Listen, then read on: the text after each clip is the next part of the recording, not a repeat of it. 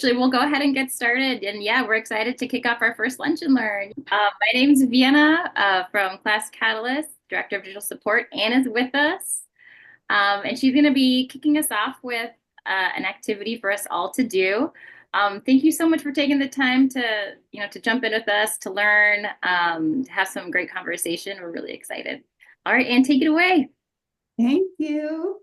So our February featured friend is Evan. Thank you so much for coming. He's the principal of Brandywine Middle School and High School. We're going to talk a little bit more in just a moment, but our major points for today is starting this new PLN, where we want to come together and have the ability to bring problems of practice together and see what each other are doing about those problems of practice.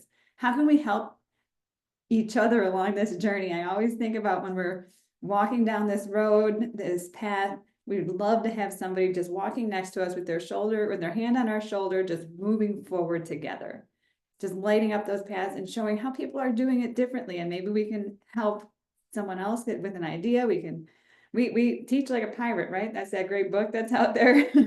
We're going to take things and make them our own and see what works in our buildings. So this month, our problem of practice is building relationships. Evan's going to be talking about that shortly, and we're going to discuss how others are managing that problem of practice as well. But before we get rolling into that, we like to practice what we preach. So let's connect. One way for us to connect, you can use this with your classroom, you can do this with each other, you can do this with staff, you can do this with students, and just it's something to help with a little bit of introspection. It's called Holding Who I Am.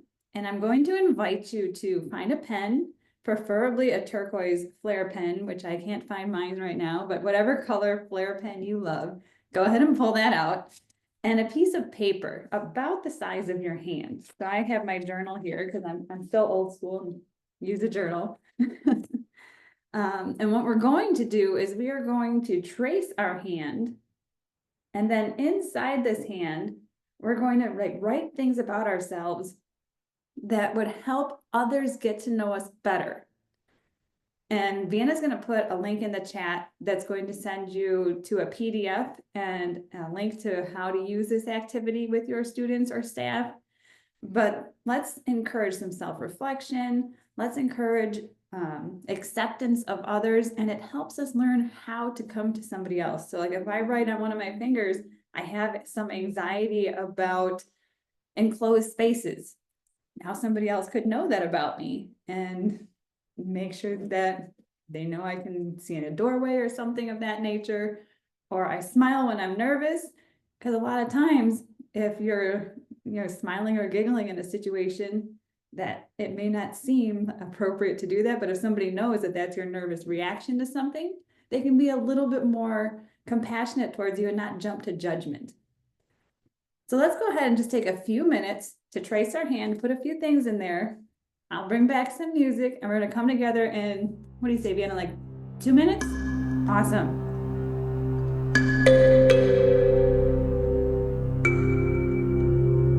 She got crazy with the music. And that's funny because that's one of my things that I wrote. If you want to hold yours up, I love music so much that there's a lot of times when I'll be talking to somebody and song lyrics are popping into my head. And so I sometimes speak in song lyrics. So if I ever send you a song and I'm like, hey, this made me think of you, know that that really is like a little bit of a glimpse into my heart and soul and how I picture you. So that would be one way I would use this activity to let folks know something a little bit more about me in depth.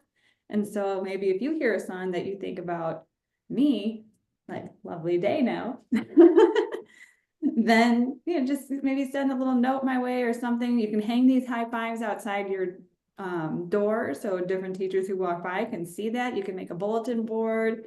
It can be one that changes, but definitely a way to share those core values and things about you and helps people get to know you a little bit better. Is there anything on any of your hands that you want to share? So I put positive attitude, I'm always looking at the positive in every situation.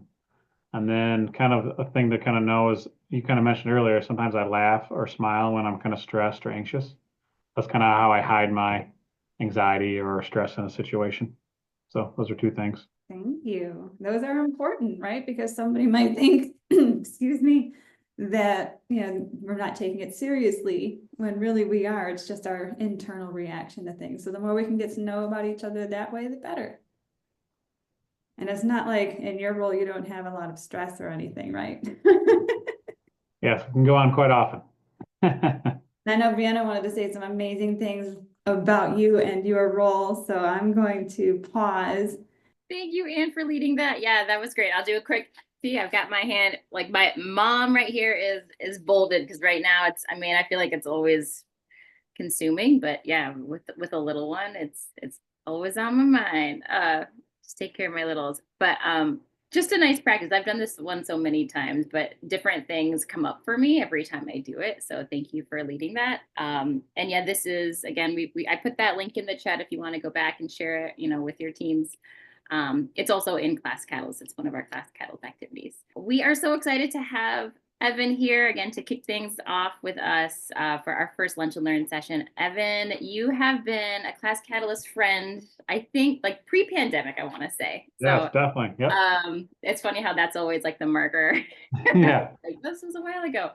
And yeah, you're at the middle school, right? You brought us to your middle school in Niles, and then you brought us to your current district. So thank you for being a friend, for sharing your experience always, and for being our guest for today. Awesome. Thank you, Vienna and Anna. I really appreciate you having me today.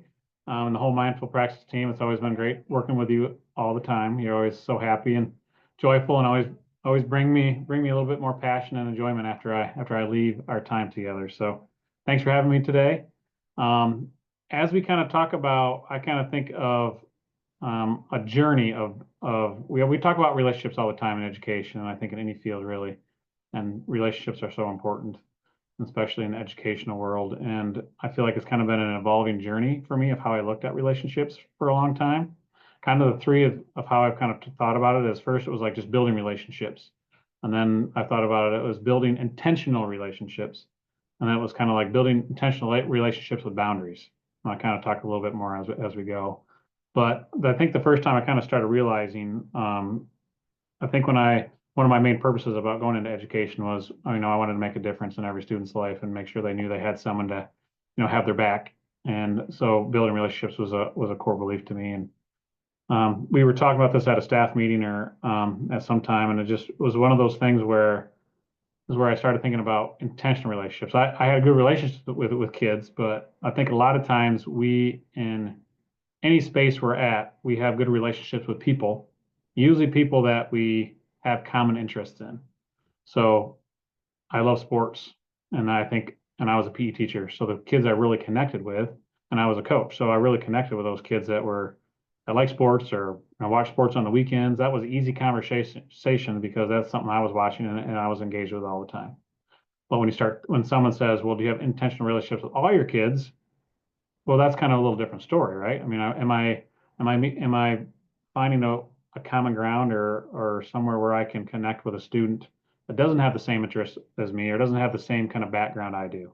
So you start looking at it a little differently. I remember in one of my grad classes charting my positive interactions with kids throughout class, and that kind of showed like I'm kind of pushing more towards the kids that I connect with easily than maybe the other kids. So that was kind of a eye-opening for me.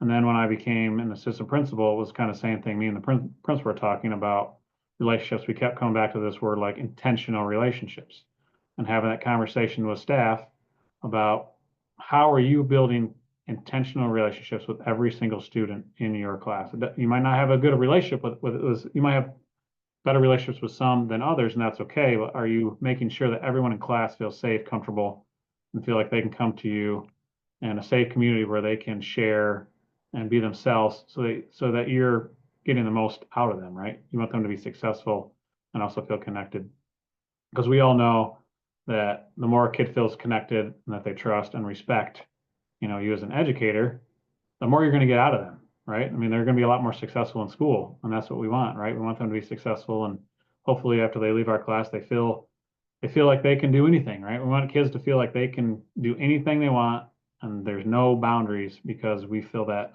up with them as educators or anyone that works in the school. And then my time as principal, same thing. We've talked about. I remember my first year here. This is my third year at the Brandywine Middle School, High School, 7 through 12, and that was a big thing I talked about that first day. Is just kind of talking about intentional relationships, but then it kind of came into intentional relationships with boundaries. I think sometimes when we think relationships, it's I have to be their friend, and it's really we are mentors. We're not friends.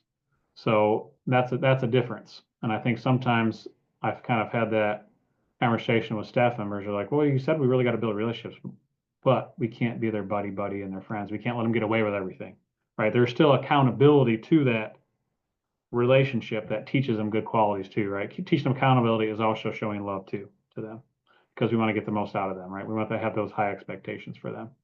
So some of the things that we've kind of done along the journey of building relationships to kind of keep it on, the forefront of teachers' minds is here. Kind of did similar stuff when I was at the middle school, but we've talked a lot about this year is building community in the classroom. So starting every day with some kind of community builder, so the kids feel safe. And you can definitely tell the teachers that do it really well.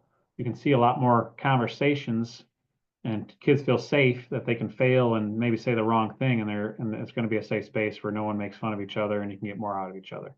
And I've seen classrooms where one teacher takes attendance, he talks to every kid in class and he's asking between 1 and 10, how are you feeling today?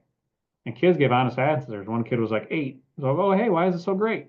And it'd be like so and so and so and so. And then one kid would say, I have a 4. He's like, oh, not so good. He's like, yeah, it's so bad. He's like, well, we'll check in on later and we can talk a little bit about that more often, a little bit more later in the day. So you can just tell like that's an important way that he connects with kids every day, and that's community builder. I've seen where staff will put up like a picture of different vacation spots and say, hey, where would you want to go if you could pick any place, or if you could be any kind of athlete, what sport would you pick? So kind of getting to know them. It's not anything about the content, but it's just about connecting and finding interest that's other than just school, right? I think that's the most important part to think, because sometimes we can be so engaged in the content that we're doing at school that we forget about all the other things. And there's a quote that I saw that talks about, kids aren't going to remember, the science and the math and the ELA and the social studies that you teach them. They're going to remember how you made them feel when they leave. And I think that's such a true statement. If we think of our own relationships and past relationships, we usually remember the stuff of how that person made us feel. So I think that's such an important thing to remember. Some things that we've kind of done to make sure we can self-reflect on if we're making good relationships. We've sent home like the connective survey. I think there's a little slide on that one if you want to pull that up, Vienna, where we sent it to every student in the building, and you can see right there it says Mr. Winkler principal, and this is so we have a picture of every staff, any person that works in our building, so custodian, maintenance, all the aides, the secretaries, or our resource officer, all our teachers, and the students go through and they will mark. They can mark all those. They might just mark one. And one of the last questions is, if they didn't mark anyone, do you feel like you have anyone in this building that you feel safe on? So that gives us some great data when we come back. Last year, our teachers were a little wary of it. They're like, are you out to, because I think they thought we were out to get them, but it was more just to find out from our standpoint that we had to explain to them that it's more about finding the kids, identifying the kids that don't feel like anyone trusts them or cares about them, because there are some kids that feel like that. And out of our 600 kids last year, we only had 10. So we feel pretty strongly that's some really good data. And then follow up, I kind of emailed those teachers and kind of talked to them about, hey, these kids don't feel connected. It's nothing against you. Just try to find a little better ways to connect with them, or pay a little bit more attention to them and some of the other students, just to find a way to connect with them. This year, we kind of raised it to another level. So we're still doing the survey, but we also sent, you see the other document there with all the X's. In the black, we had all the students' names, and you can see 9th grade, 10th grade, 11th grade. We did it for all grades, and it was the class lists. So if I'm a 7th grade teacher, and I've been here for 5 or 6 years, I need to go through a list 12th grade, 11th grade, 10th grade, 9th grade, 8th grade, and 7th grade, because I've I probably meant most all kids. I need to put an X by the student's name if I feel like I know at least one fact about that student that's not about school. So if I know that they play basketball, that doesn't count. If I know that they're an English class and I'm the social studies teacher, well, that's not a fact. Something outside of school that you know about them that you could say that you have that intentional relationship. That's what we're kind of call intentional. So hopefully with that same thing, right? I might see, I was looking over this the other day. I saw one kid maybe had two X's. I see another kid that had eight. So that helps us identify, and later I'm going to bring that to a staff meeting. We're going to talk about what are some things that you are noticing on this document. And hopefully, they're going to come back with the same sort of thing. Well, I notice John Doe is not having, there's only one or two people that put an X by them. I saw Susie only had one person. So hopefully that will kind of find a way to kind of focus our attention on some of the students that don't feel as connected. And maybe we also notice the data of maybe those are the kids that aren't in attendance, or they're sick often, or maybe they're and have behavior. Maybe we're focusing on the wrong things with that kid. Maybe we can turn that relationship around and conversation to a positive thing. So some things that we can do when we get to that point is a strategy called 2x10. So something that we're doing some training we do this summer was you have a 2-minute conversation with a student that maybe I don't feel connected with for 10 straight days about something other than academics. So something positive, right? So hopefully that's something that looks like Vienna put that in the chat. It's a great strategy for them to make sure they're focusing on intentionality, and they can build that relationship with that student. Hopefully it kind of carries on from there, right? There's another strategy too where you chart, which I'm sure Vienna will throw that in here as well, but where you chart your whole class list and meaningful connections. So I'm going to have a clipboard with all my students' name on it. And every time I have a positive interaction with that student, I'm going to put a check by their name so that I can have my own data to say, yes, I did have some good interactions and I don't. Because sometimes we assume we do, but necessarily we do not. So I think those are some things that have really helped us kind of focus on those relationships and making sure that we have those meaningful relationships and make sure everyone feels connected, that someone trusts them and cares about them to get the best out of them as they go throughout their experience here at Brandywine. I love this. Thank you so much, Evan, for sharing that. And so yeah, I put both of those links, the 2x10 and then the meaningful connections. Yep. I'm curious, right? So I know like we've worked with some schools where, when they're talking, because for Class Catalyst, there's that comment box, right, where students can share what's going on with them. And Yep. we've heard pushback that some teachers would say things like, well, my kids aren't really writing anything, right? I'm not getting big, important stuff coming through. So Yes. what's the point of me really checking this data every day? Things like that. So like, Right. what do you say to those folks when we're thinking of like learning little things about students that maybe doesn't feel important in the moment? And that's the great thing about Cascalis that we use too. That's like checking every day, and that's a great space for kids just to kind of sometimes it might not type stuff, but also you could just by their check-in, that tells us just a little information where you can just kind of go and just follow up with the kid on your own, or you just respond.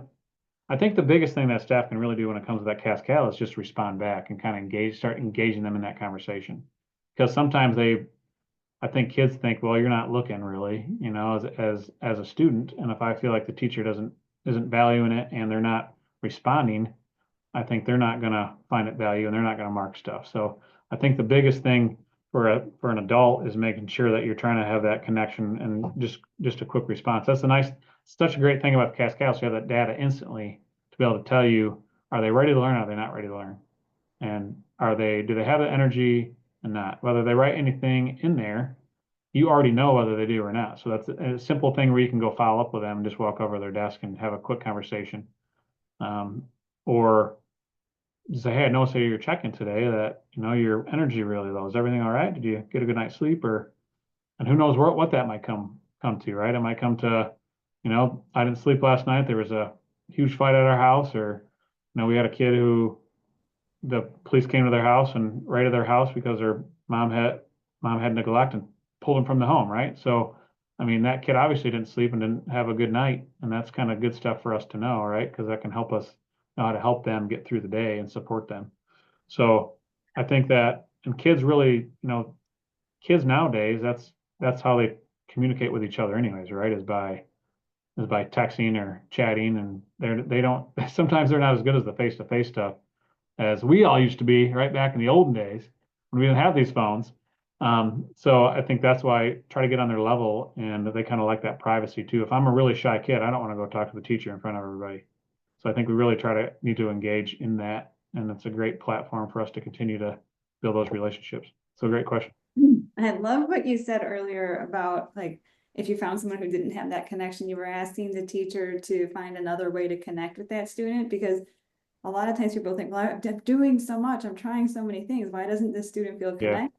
It made me think of the 5 love languages. They have that book for kids too. And yeah, maybe, screaming words of affirmation, but if that's not their love language, they're not going right. to hear it, because there's a difference between caring about someone and caring for someone. You can't Yes, care for someone if they don't feel cared for, you're just caring about them. And so providing those multiple ways to connect with teachers, that's a fun, even staff meeting there, like, what are some alternate ways? Like, you've got your yeah. tried and true, can we brainstorm a list of alternate ways? Have you seen teachers find new ways to connect with kids through this process that you have set out there? So that's I'm gonna write down some of that right there, and that you just said, because I think that's a great kind of a brainstorm. Everyone can put it on a sticky note, and you put it on chart paper, and you kind of find the themes of what it looks for, some look fors. Um, I just kind of know my own personal practice. There's always, just like us adults, there's staff members that I connect with better than others, but I just know that I'm just going to continue to, even just with students, I'm going to continue to say hi to you every day. And eventually, whether you ignore me or not, I'm just going to continue to be nice and bring my positive energy to you, right? So eventually, you're going to probably say something back to me eventually, whether it takes a year or not. I remember a staff member wouldn't tell me a lot my first year, but I checked in with her every day, said something to her every day. By the second year, she would start chatting me up, right? Some people just have different levels of trust based on things that have happened in their life, or that's just kind of their personality. So I think it's important that we can't say, hey, these kids don't, this kid doesn't like me because I say hi to him all the time, they don't respond, or this adult doesn't like me. I think sometimes you just gotta keep doing it, right? Because sometimes it takes some kids longer to build the trust than others. Some kids you can have a conversation, they might just meet you for the first time and they talk your ear off for an hour, right? But not everyone's going to be like that. So you just can't give up, I think, is one of the big strategies that have really worked well for me. I love that. It's so true. Um, I'm curious, any like feedback from staff when it comes to like, if you're bringing this to your team, you're like, all right, this is what we're focusing on. Like, you all did a lot. I mean, with all the Yeah. surveys that you did and the data collection, right? Like, what was their response like? Our staff, I worked with a lot of these teachers when I first was here. I was at Brandywine for 11 years as a teacher, and then I left and came back. And I feel like we've always in this community have been so like relationship oriented. I think it hasn't been a tough ask. I feel like they naturally do this already. Just trying to keep getting them to think of different ways and different ways to keep building community in your classroom. So just for me, we keep bringing it under the forefront because our kids, our staff, the staff's great to each other. They're always there to support each other. They're always here to support. I feel like we have a staff that's here for the right reasons, and it makes my job a lot easier. So it's not like I'm bending arms and getting people giving me funny looks of why are you doing this and why we're doing that. So it's been an easy give, and it's not like big things we're asking, right? These are simple little things that don't take very long that we can do. So I've been very lucky in that. I feel like when I was at my other building, that was a little bit of a harder push, a little bit. But this has been a little different experience, and I've really appreciated our staff being more than willing to do this and not have any pushback. That's amazing. That's so good to hear, Yeah. that they already see the value in that. And especially like at the secondary level, I know sometimes that can be really hard when we're Yeah, so heavily that focus is academic content. But I think to know that, hey, you need to know your kids before you can get to your lessons, and it makes a difference, right? It really does. So certainly does. And it's that's just amazing. nice, I think, for them as educators too, like when they know that that's something that we prioritize, right? administrators, I think they can relax a little bit and just do some of those things too, right? If you're putting a lot of pressure on them for test scores, test scores, test scores, I mean, you start losing focus and you're getting stressed as an educator, and it's harder for you to build relationships when you're in a stressful environment. And there's so many times if the teachers are stressed out, the students think it's their fault. Right. Yes. Like Yep. they're So it's causing important that for us stress. and I think that's important for us educators to have vulnerability too, right? I remember as a teacher, sometimes I'd be like, guys, I'm really stressed. Some of the stuff we're doing even in class is stressing me out, or hey, I had a really stressful day today. I'm just not feeling right. I think it's important for us to let them know that we're humans and we have feelings and we don't feel great today. So they it's not your fault, or also apologize. And the next day we just had an issue that a parent called me the other day about, an interaction that their daughter had with one of our staff members. But what did the staff member do? The next day he brought her a donut and apologized, said, hey, I had a really bad day. I've been sick. I was in the hospital for a day. That was not appropriate. I shouldn't have been mad about that. And I'm sorry. And she was totally good with that, right? I mean, it's just one of those things where we got to show that we're humans and that we make mistakes too. But if we don't acknowledge it, and if we feel like we're too stubborn-headed not to apologize to a student when we have a bad day, then there's not going to be probably very quality interactions in the classroom. And it models for them how to do Yeah. that, because they may never have experienced an apology, a Yeah. true apology, sorry, because Yep. someone made them say it. Yes. But to see an adult, we think aloud more than just when we're reading books aloud or working through math problems. When we work through these social issues and these Yeah. parameters, those think alouds in our thought process. That's so important for students to hear. Yes, I so agree. All right, we do have a question in the chat for you. So what kind of data would be helpful for you or your staff to see to support your students? I think some of the data sources like that survey we're sending out is going to be great data for us. I think the data of them kind of marking stuff down. I think the CAS Catalyst that check in, or to kind of find out where their levels are, how do they check in today, what's their mood, what's their energy. I think those things are all great data points for us. I think also, like when you talk about the intentionality, how is our chronic absenteeism? I think is that going down? I think that's been a huge focus for us this year, because since COVID, I think that's been a huge thing. I think anxiety levels have increased with some of these students because of the COVID, and also not pushing kids to come to school. So just trying to really stress the importance of relationships with those kids and stuff. We're doing a little bit more intentional with our administrators and secretaries and some kids that are working on that stuff. So I think that's a data point that we can use with attendance. And just, I think probably another even step farther we haven't done would be a good idea would be have like exit interviews at the end of the year, middle of the year, just with students, and just kind of ask them a few questions about how they feel connected rather than having a survey, and kind of ask them, hey, what do you feel like we could do better as teacher staff here to help you feel like you want to feel come to school or feel like you can belong more to the building. I think those could be really good feedback questions. You give so much love to your kids and staff. I can just feel it from here. Yeah. It's You really genuine. do. It's Mhm. genuine. I love it. I love it. Thank you. Any other questions with you? Because I know I do want to be mindful of your time, Evan. So we do just want to open up. If anybody else has a question, feel free to throw it in the chat, or you can unmute. We've got a small group. Please let us know. We love this space. We're really excited. We're wrapping up session 1, and we want to continue this conversation with folks to see what's coming up for them. What are some ideas that they can take away? If you want to bring up the slide and for just like that kind of next steps. Thank you, Evan, for sharing your info. So my email's in there. So if you guys have any other questions, think of something later. Sometimes it's hard to think of the question right off the top of your head, but the more you reflect on it and think about it, and you want to get back with some other questions, please contact me. I'd love to either talk by email or do a phone chat after that if you need to. And then something else we're wondering is, what do you want to know about in the future? What topics do you want? This is our PLN. This is what everybody is coming together to talk about. What are some problems of practice that you're seeing that you'd like to hear from somebody on?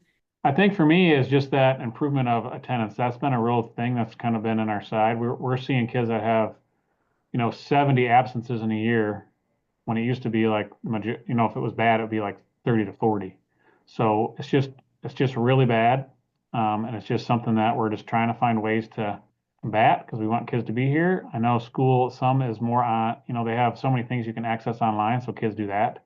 Sometimes it still can get the passing grade. You look at a kid's absences, they have 40, but yet they have all A's. I don't, so it's like, are you able to do that? Right? But we want them to be here too. So I think that attendance piece, if there's something that's a problem of practice right there. It's a big thing. Yeah, that's huge. Absolutely. Yeah. I put my email in the chat. If anybody else does have a question, to reach out to me directly, or if they have some other problems of practice that they would like to discuss, feel free to reach out. Deanna.w@classcatalyst.com. All right. Well, thank you, Evan, for being here again. We really appreciate you. And we will be in touch. And Yes. yeah, we'll reach out if we need anything. But thanks Yeah. again. Thank you so much for having me. It's always great to see all of you and meet some new faces. And Vienna and Anna, thank you so much. It was a lot of fun. So thanks for having me. I appreciate you thinking about me. Thanks, everyone. See you.